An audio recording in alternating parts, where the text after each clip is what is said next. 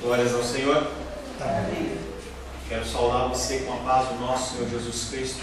Amém. Aquele que vive e reina para sempre. Aquele que tem nos sustentado.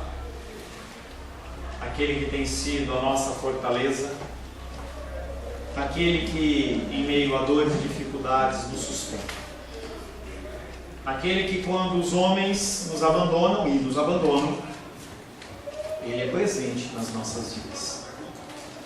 Aquele que prometeu estar conosco por toda a eternidade. O Rei, o Santo, o Senhor. Aquele que morreu e ressuscitou. Aquele que é a raiz de todas as coisas. Ele está nesse lugar. Amém. Não por merecimento,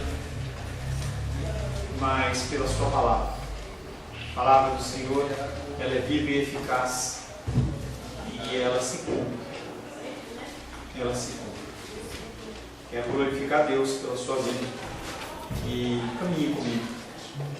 Somos poucos. Ora ao Senhor que o Senhor estenda, aumenta as tendas. Mas também entendo que Deus, na sua soberania, Ele age da maneira que Ele quer. É interessante. Eu ainda, talvez algum dia eu venha a entender Deus agindo.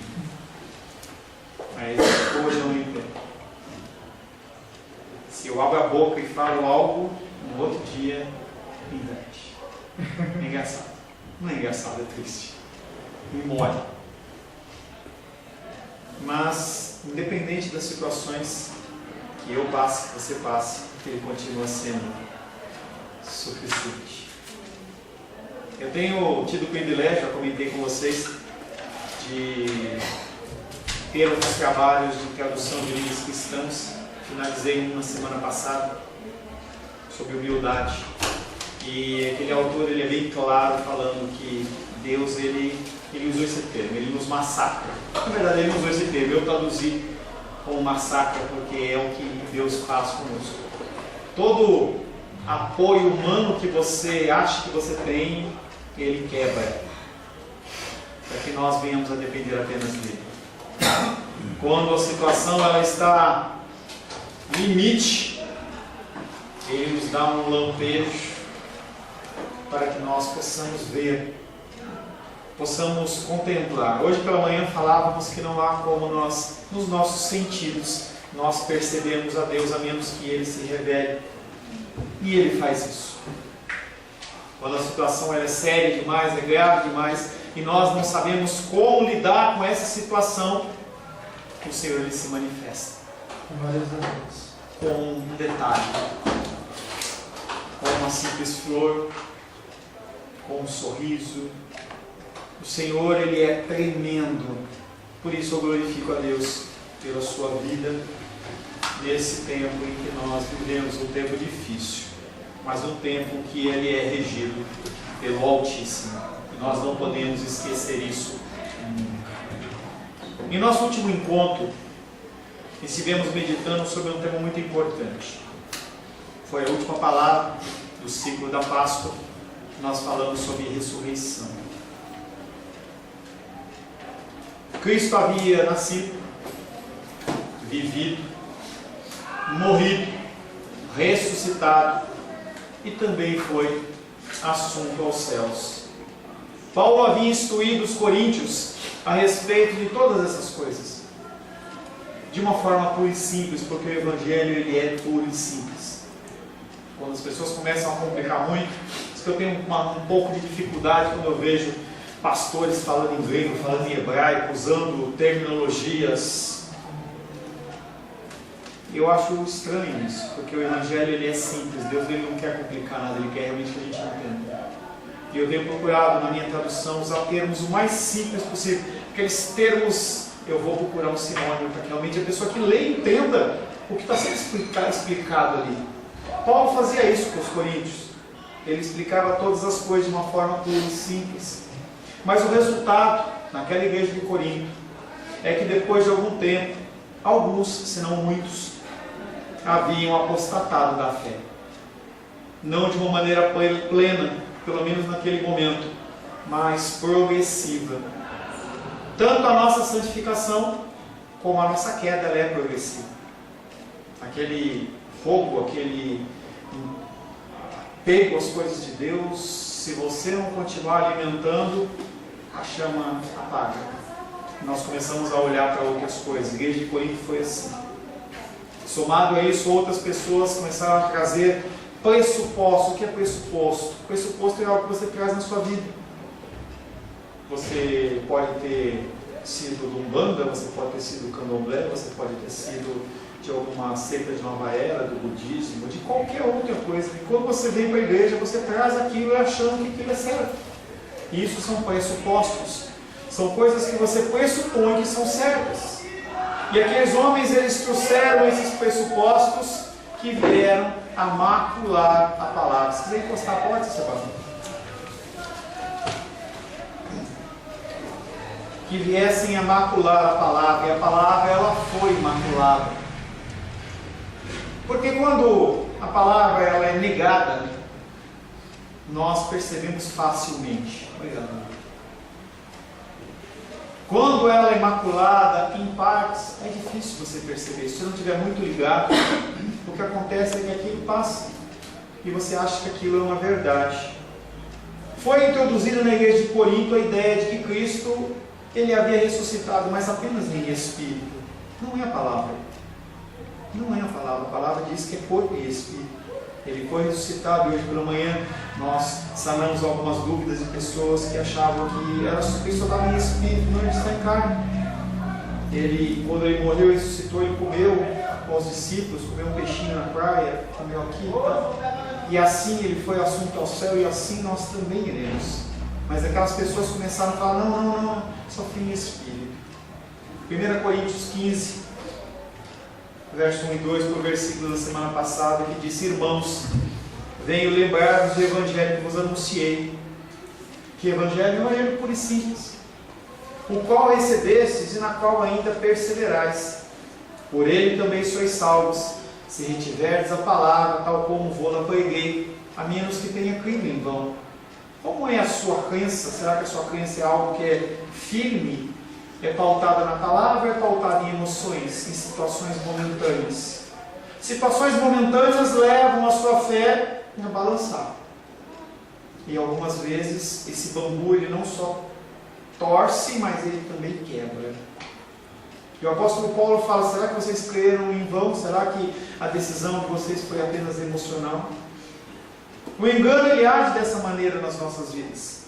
Uma dúvida é plantada normalmente em algo que eu e você temos afinidade, algo que nós queremos, algo que nós gostamos. E o erro, ele vai sendo aceito, até que como um câncer ele consuma todo o nosso ser. Assim age o engano. Em nossa vida cristã, nós somos chamados a vigiar e orar todo o tempo. Se você não tem uma vida de oração, você tem mais tendência a esses altos e baixos, a essas quedas.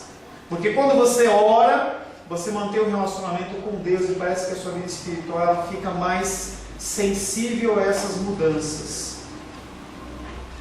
Os dias são maus e sem uma constante vigilância nós somos expostos a esse tipo de enfermidade espiritual que é a semente do engano. No caso desse versículo, sim, Jesus ressuscitou em carne. Sim, Jesus ressuscitou em espírito. Por ordem de Deus e ação do Espírito Santo. E sobre mim e sobre você há uma esperança, há um decreto. Um decreto que é o decreto da salvação. O decreto que nós iremos com Cristo ressuscitar. Aleluia! Aleluia! Glória a Deus! Vamos esquecer não, vamos continuar com nosso despertar. Vamos começar a fazer essa manutenção, nada mecânico. Sobre nós paira a esperança por vir, que de Deus assume caráter de certeza, porque não é dúvida. As coisas que Deus fala não é dúvida, é certeza. Que seremos resgatados e como Cristo ressuscitados, tanto em nosso material como a nossa parte imaterial, vivendo toda a eternidade ao lado do Pai, ao lado do Filho e ao lado do Espírito Santo. Isso é uma certeza para você. Amém. É algo que é certo. Independente da luta, dificuldade, conta, dinheiro, independente de qualquer coisa, saúde, independente de tudo, nós vamos morar com o Senhor em toda a eternidade. Amém. A palavra de hoje, eu fiquei em dúvida em relação ao título. Eu vou dar um título bonito e depois o título que eu gostaria de ter dado. O primeiro título é o título bonito, que é Sem a Luz de Cristo há divisão. E o título que moveu o meu coração nessa palavra, e também a nós. E também a nós, não é só para o pastor, não é só para o evangelista, não é só para o apóstolo, não é só para aquelas pessoas ungidas, não é só para as pessoas de cabelo branco, não é só para os idosos, não é para aqueles de ter idade, é para todos. E também é nós. Quero convidar você a abrir a palavra de Deus no Evangelho de João, capítulo 10. Nós vamos encerrar o primeiro discurso de Evangelho de João, capítulo 10. São dois discursos. Esse primeiro discurso ele fala sobre o bom pastor.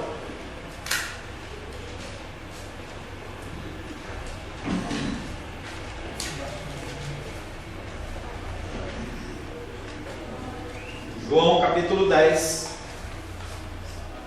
verso 14 em diante. Assim diz a palavra de Deus: Eu sou o bom pastor, conheço as minhas ovelhas, e elas me conhecem a mim. E eu conheço o Pai, e dou a minha vida pelas ovelhas. Ainda tenho outras ovelhas, não deixe aprisco. A mim me convém conduzi-las. Elas ouvirão a minha voz, então haverá um rebanho e um pastor. Por isso o Pai me ama, porque eu dou a minha vida para reassumir. Ninguém a tira de mim, pelo contrário, eu espontaneamente a dou. Tenho autoridade para entregar e também para reavê-la. Este mandato recebi do Pai. Por causa dessas palavras, rompeu nova dissensão ou divisão entre os judeus. Muitos deles diziam: ele tem demônio, e enlouqueceu. Por que ouves? Verso 21, outros diziam: esse modo de falar não é de um endemoniado. Pode, porventura, um demônio abrir os olhos aos cegos? Palavra do Senhor, amém? Senhor, em nome de Jesus, mais uma vez, lemos a Tua palavra. Estamos nesta noite, Pai, segundo a Tua graça, segundo a Tua misericórdia, fechando, Pai querido, esse primeiro bloco do Evangelho de João, capítulo 10, que fala sobre o bom pastor. Pedimos, Pai, que o Senhor complete, Pai, este ensinamento, que o Senhor, Pai querido, nos dê o espírito de entendimento, que o Teu Espírito fale grandemente aos nossos corações. Peço, Pai, que sobre a minha vida haja capacitação do Senhor, que eu venha falar, Pai, as coisas que procedem da Tua palavra e não da minha vontade, não do meu querer, e que a igreja possa ser edificada para a glória, honra e louvor do Teu santo nome, Pai, em nome de Jesus. Amém. Amém. Sem luz, sem a luz de Cristo, há divisão, e a nossa também. O versículo que nós vamos meditar são 3 versículos, são esses 3 últimos, em que entenda que, como vou fazer um fechamento, eu vou fazer um breve resumo do que aconteceu em João 10, em especial João 9 até João 10. Aquele cego havia sido curado, se você se lembra, ele era um cego de nascença. E houve toda uma discussão querendo se provar que Jesus não tinha curado, que a cura não era verdadeira, até que chegou um momento em que aquele homem que foi curado, ele foi expulso da sinagoga. E Jesus Cristo o encontra. E aí Jesus Cristo começa a falar com ele, com as pessoas que estavam à volta, e ele começa a falar daqueles homens que o expulsaram. Mas não de uma maneira direta, mas ele começou a falar de si mesmo.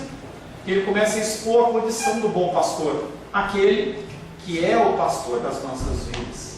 E ele fala uma série de características do bom pastor, e ele fala uma série de características daqueles homens que veio só para roubar, que veio para matar e veio para destruir. E nós falamos que esse versículo não fala de Satanás, mas fala dos pastores. Os pastores, eles têm essa capacidade de matar, roubar e destruir. Não deveria ser assim. mas assim o é.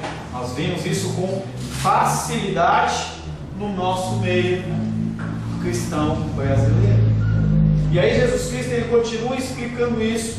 E aí aquelas pessoas que estavam à sua volta, parte dela eram fariseus, que ficavam com um pé no templo e um pé junto de Jesus, querendo cumprir toda e qualquer possibilidade para serem herdeiros do reino dos céus.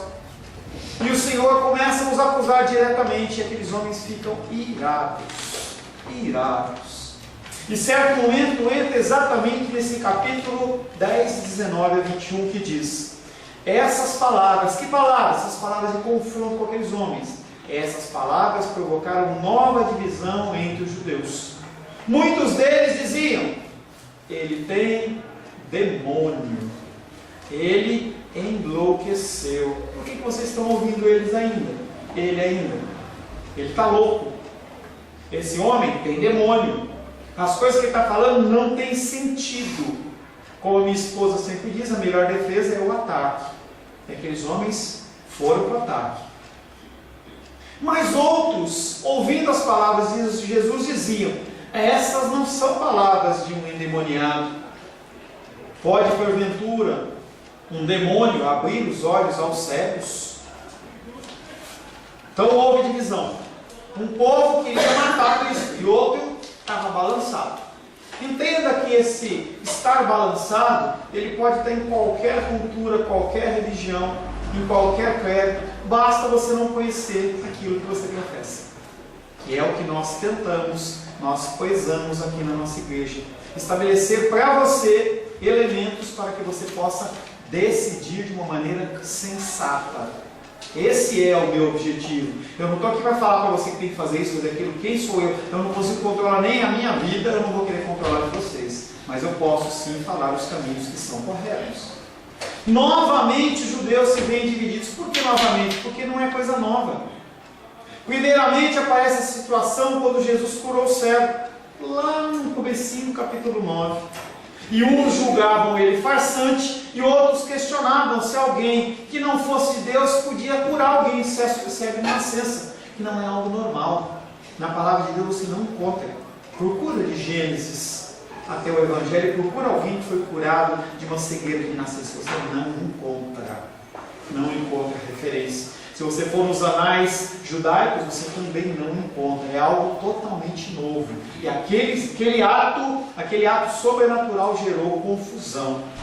Lá em João 9,16, nós já vimos esse texto. Por isso alguns dos fariseus diziam: esse homem não é de Deus, porque não guarda o sábado. Diziam outros: como pode um homem pecador fazer tamanhos sinais? E houve dissensão, houve divisão entre eles. Sempre que uma verdade de Cristo é exposta, há divisão. Apocalipse diz que nos últimos tempos, pai entregará filho, filho entregará pai, marido esposa, esposa marido. Por que isso? Por causa da palavra de Deus que é levada, e as pessoas elas entram num conflito tão grande que elas preferem negar a aceitar. Então o que acontece é aqui essa divisão. Todos professavam ser adoradores de Deus, o Deus de Abraão. Isso é lindo e maravilhoso. E haviam se comprometido com a lei de Moisés. Eu me comprometo com a lei de Moisés. Mas os atos dele eram verdadeiros? Eram realmente condizentes daquilo que eles professavam? Agora, porém, o discurso de Cristo havia abalado mais uma vez a confiança, porque eles não tinham firmeza da sua fé. Em especial dos seus muitos adversários. Se tal profissão de fé fosse sincera, eles iam reconhecer a Cristo. Porque Cristo é o mais forte laço de amor. E é aquele que une todas as coisas, une todos os povos, une as pessoas. A ideia de Cristo, a pessoa de Cristo tem essa característica, unir. Ou seja, isso também vale também a nós. Nós não fomos chamados para trazer dissensão, e sim para unir. Lógico que algumas vezes você tem que usar com uma força, você tem que usar com uma coisa mais agressiva, mas o nosso objetivo nunca é destruir. Nunca o seu objetivo pode ser destruir alguém. Se a pessoa está errada, ela está enganada, se ela está cometendo um erro, se ela está fazendo algo errado, o seu objetivo é construir, é edificar, que é algo que Cristo sempre fez. Aleluia. Cristo, porém, pela luz do seu Evangelho, expõe a hipocrisia de muitos. O objetivo de Cristo ali era resgatar, mas o que acontece é que quando ele fala a verdade, aparece a sujeira. Quando você se coloca numa posição cristã, as pessoas se incomodam. Comentava de um pastor amigo meu, em que ele falava assim: pô, pastor, está difícil isso e tal. Será que é porque eu tenho um baixo nível financeiro? Eu falei: não é isso. O problema é que você se posiciona dentro do cristianismo, e quando você faz isso, o pecado das pessoas é exposto. É normal isso. E não é agradável isso. Não é agradável quando eu falo algo e você fala pof no teu queixo. Pof.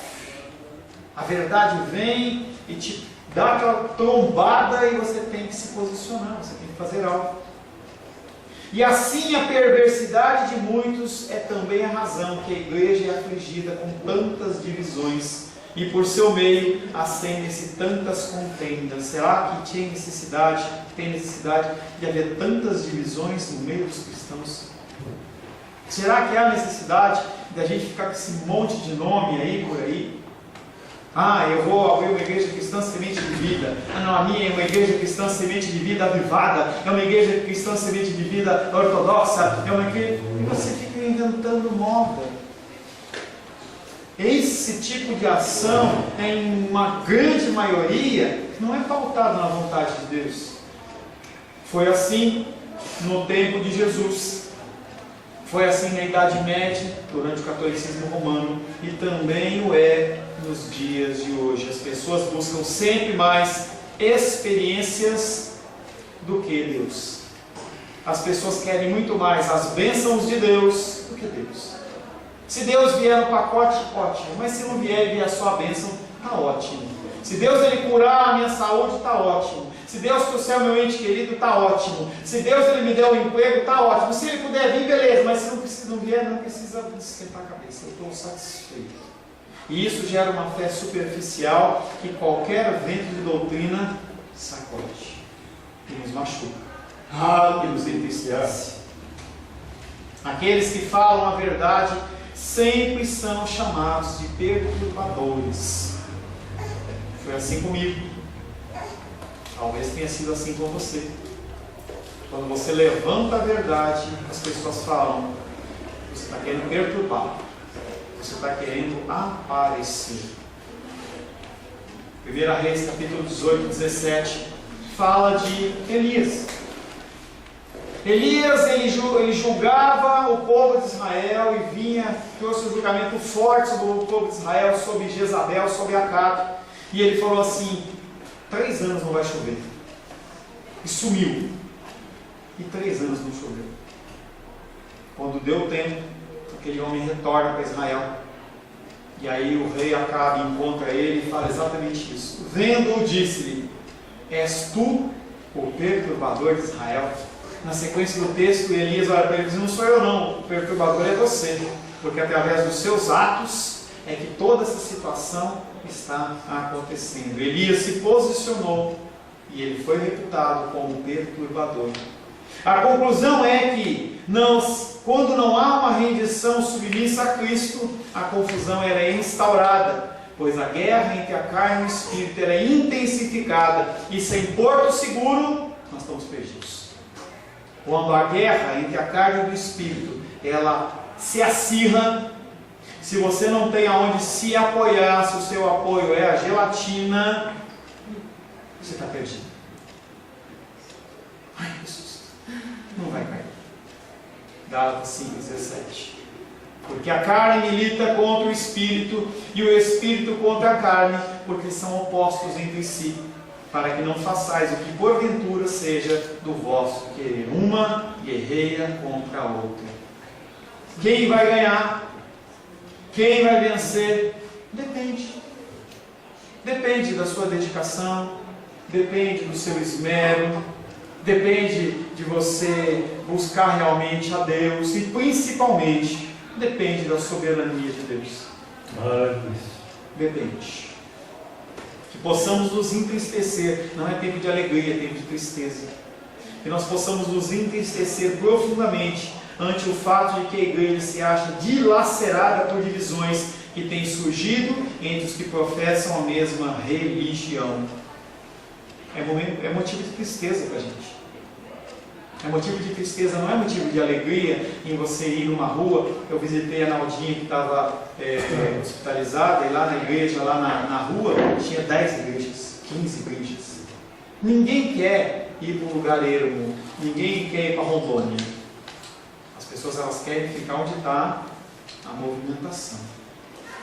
Entenda também que sim, Deus ele age no sentido de separar as pessoas, para que outros lugares sejam alcançados, para que se mostre realmente que um dos divisores está errado. Nós temos que nos entristecer, mas também nós temos que entender que muitas vezes é melhor nos separar os perversos do que nos unirmos a Ele contra Cristo. E é algo que nós temos que analisar. Quando as nossas decisões elas são tomadas por quê? Sair da igreja, mudar de igreja. As pessoas fazem isso com uma facilidade enorme. No momento professam um amor tremendo pela denominação, pela igreja, pelo pastor, pelo ministério. Num outro momento, cansou, acabou. Uma palavra para você.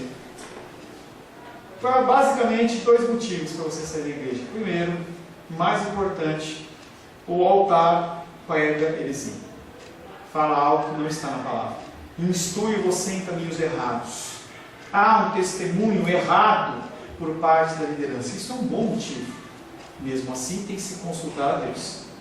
Outro, distância. Às vezes você está numa distância excessiva e às vezes isso pode dificultar, mas entenda que esse fator é um fator que não é limitador, porque você pode pegar o seu carro e andar, você pode pegar o seu carro e ir, mas fator heresia, ele é um fator que, se você não tomar cuidado, você morre. E nesse caso o que acontece é, houve uma divisão, pessoas apoiavam e pessoas eram contra. Consequentemente, quando surgem divisões, devemos questionar sobre aqueles que se revoltam. Eles se revoltam contra Deus ou contra a igreja, que está falando a coisa errada. Hoje eu encontrei uma pessoa que eu não vi há algum tempo, que fez parte de alguns meses da minha vida na igreja onde eu congregava, em que eu comentava com a minha esposa, aquele homem tinha todo o direito de me odiar, porque eu fui das pessoas, uns laranjas da história, digamos assim, que foram ferramentas para que ele saísse da igreja.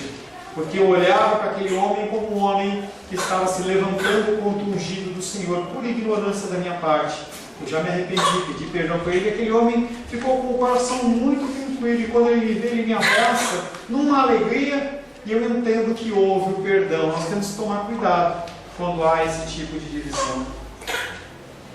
Interessante observar que nesse texto que nós estamos lendo, de João capítulo 10, 19 a 21, ele faz referência não a um cego no singular, mas ele fala a cegos. Voltando ao texto.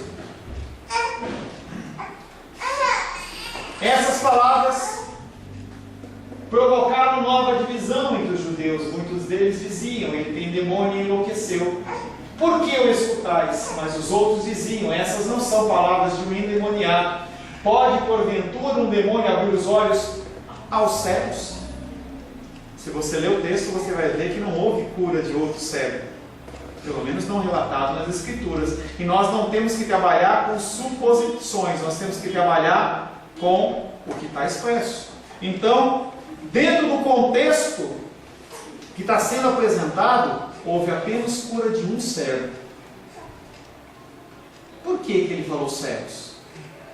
Lucas 7,20 diz: quando os homens chegaram junto dele, João Batista estava preso, e ele diz: quando os homens chegaram junto dele, disseram: João Batista enviou-nos para te perguntar para quem? Para Jesus: és tu aquele que havia de vir ou esperaremos outro? João Batista, apesar de tudo que ele fez, tudo que ele observou, ele estava num momento de extrema luta e o coração dele duvidou. E ele manda os seus discípulos perguntar para Jesus: você é realmente o Messias? Salmo 146:8 fala de uma palavra messiânica que fala sobre aquele que curaria os cegos. O Senhor abre os olhos aos cegos, não ao cego, mas aos cegos. O Senhor levanta os abatidos, o Senhor ama os justos. E em Lucas 7:22, o fechamento. Então Jesus lhes respondeu, aqueles homens que foram questionar: ide anunciar João o que vistes e ouvistes. Os cegos vêm. Esse texto, os cegos vêm, está refletindo que aqueles homens começam a ver Jesus não mais como homem, sim como o Messias. Então Jesus lhes respondeu: ide anunciar João o que vistes e ouvistes. Os cegos veem, os coxos andam, os leprosos são purificados, os surdos ouvem, os mortos são ressuscitados, e aos pobres anuncia-lhes o Evangelho. Entre os judeus estava se cumprindo a confirmação da messianidade de Jesus a alguns corações, não a todos. João 3,16: porque Deus amou o mundo de tal maneira que deu seu Filho unigênito, para que todo aquele que nele crê não pereça, mas tenha vida eterna. E os que não creem perecem.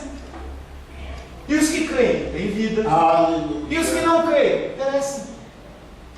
Glória. Afirmam que ele tem demônio e enlouqueceu. É uma coisa interessante também. Quando nós olhamos o nosso mundo ocidental, eu olhar para alguém e falar: você está louco? O contexto hebraico não é assim. Afirmam então que ele tem demônio e enlouqueceu.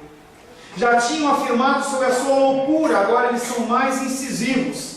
E na nossa língua portuguesa nós não conseguimos perceber a riqueza do texto original, que não estou chamando só Jesus Cristo de louco, estou falando, esse cara é louco de tudo, pirou totalmente. Eles elevam a agressão de Jesus em relação à loucura dele sobre um novo nível e um novo patamar. Para nós não faz diferença, para os hebreus faz diferença.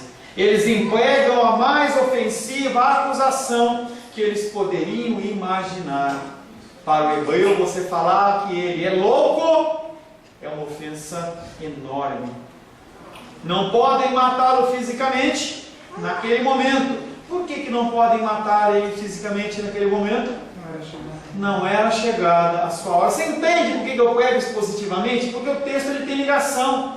Se eu fico salpicando, você não consegue fazer a ligação. João 7,30. Então procuravam prendê-lo, um de vários que a gente já passou, mas ninguém lhe pôs a mão porque não era chegada ainda a hora. Eles não podem matar fisicamente, mas podem matar através da palavra. Mateus 5,22. Eu, porém, vos digo, olha a gravidade, dentro do contexto hebraico, do povo judeu, quando você agride uma pessoa com palavras. Eu, porém, vos digo que todo aquele que sem motivo se irá contra o seu irmão, claro que a gente sempre tem motivo, né? Sempre as pessoas agem errado, né? Sem motivo se irá contra o seu irmão, está sujeito a julgamento. E quem proferir um insulto ao seu irmão estará sujeito a julgamento no tribunal. E quem chamar o seu irmão de tolo, de louco, usar essa forma, em hebraico fala raca, o louco, tolo, estará sujeito ao inferno de fogo.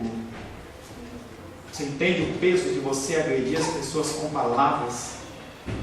Você entende que você não dá uma palavra de amor, e em vez disso você dá uma palavra de destruição? Você entende quando a pessoa está caída dentro do Evangelho, numa crença nebulosa, e você vem e acaba de matar ela, o que você está fazendo? Você é digno do inferno. O que acontece é que Deus, na sua graça e misericórdia, Ele já cobriu esse pecado. Aleluia por isso.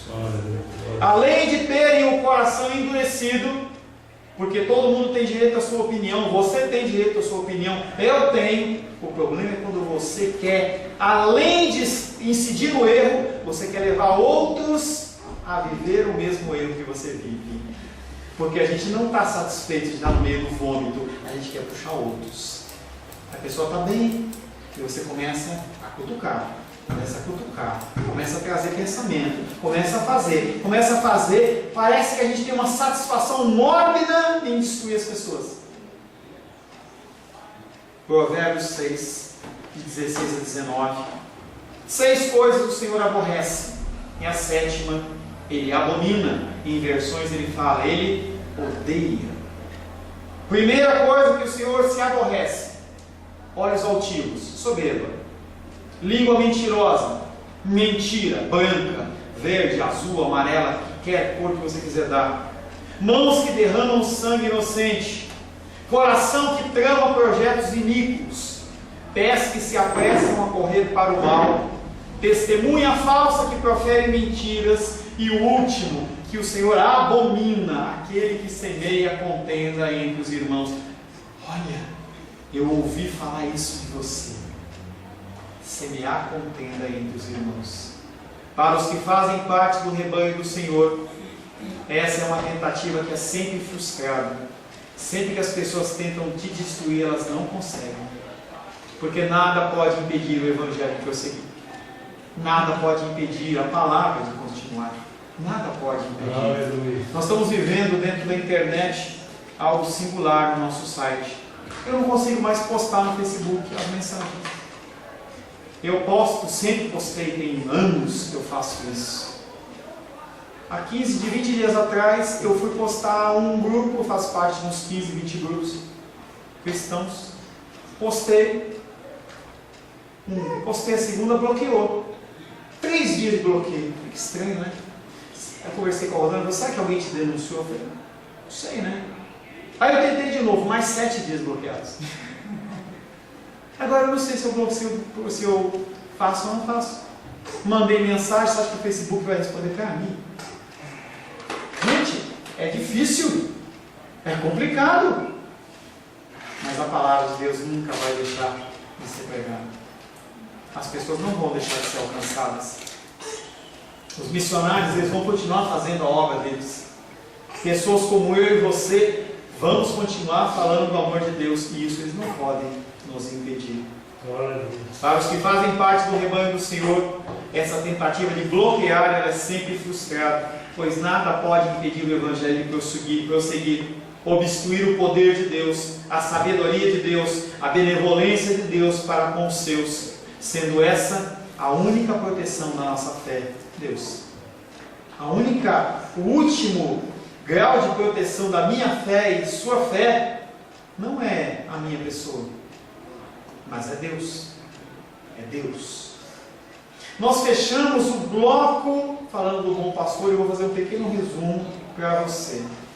Nesse bloco, que também é chamado de perícope, é um nome teológico, quando fala de um bloco de raciocínio, ele fala perícope, de estudo abrangido de João 10, de 1 a 21, Jesus descreveu a sua missão messiânica sob a figura do pastor, do bom pastor, com clara referência ao Davi.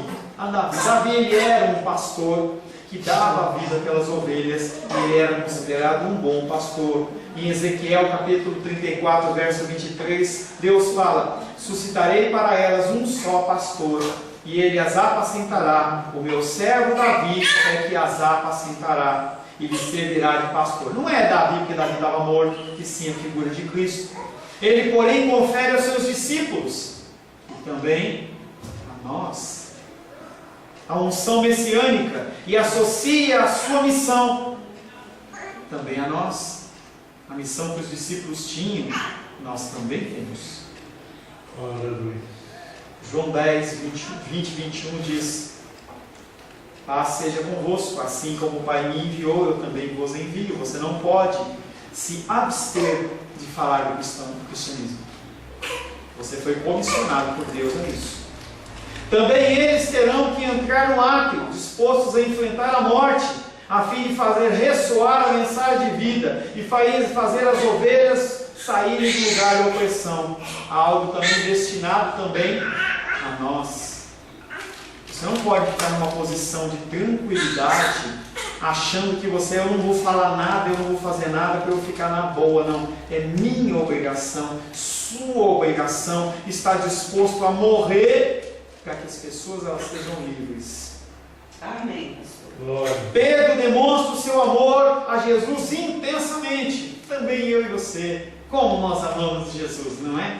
Mas da mesma maneira que nós amamos Jesus, nós fazemos também como Pedro.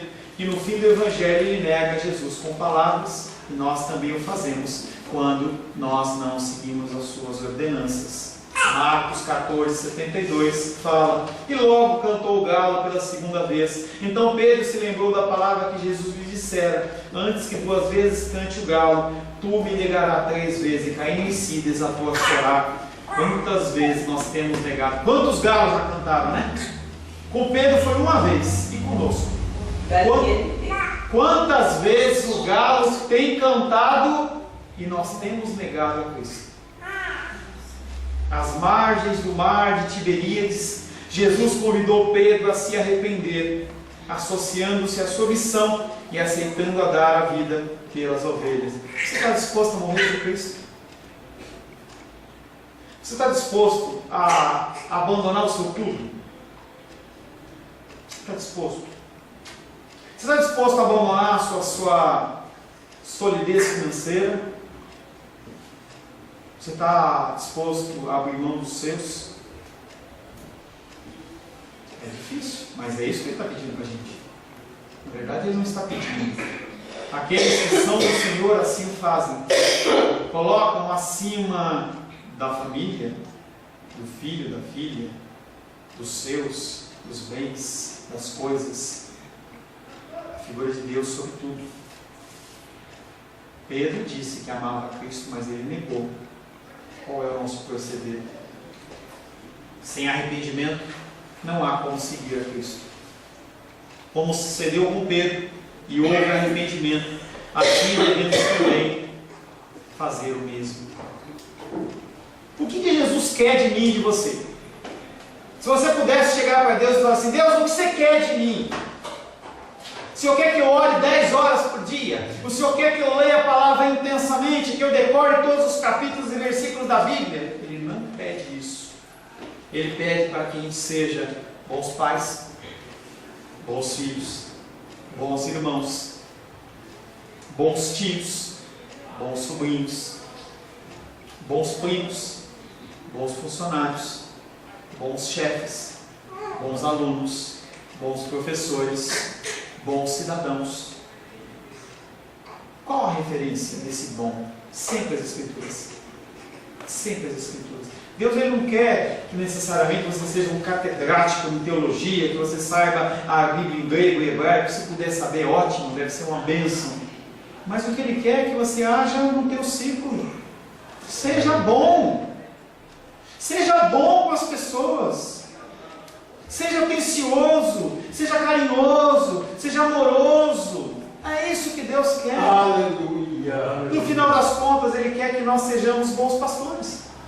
Não no sentido eclesiástico, mas no sentido de tudo que Ele nos dá a mão para cuidar, que a gente o cuide como um bom pastor. É isso que Ele quer que a gente faça. Nada além do nosso raio de abrangência, nada extremamente complexo, nada extremamente caro. Eu não tenho que entregar minha casa, o meu carro, ficar andando a pé, andando com a blusa rasgada. Não é isso. O Evangelho não é isso. O Evangelho é simplicidade. É você fazer a sua parte. Eclesiastes 9:10, para finalizar. Tudo o quanto te vier à mão para fazer, faze conforme as tuas forças. Não mais. Não exagera. Não fica em jejum a menos que Deus ordene por 3, 4, 5, 10, 15 dias. Não faça isso. Mantenha sua saúde. Se exercite. Tudo isso faz parte do cristianismo. É isso que Deus quer da gente. Tudo que te vier à mão para fazer, faz conforme as tuas forças.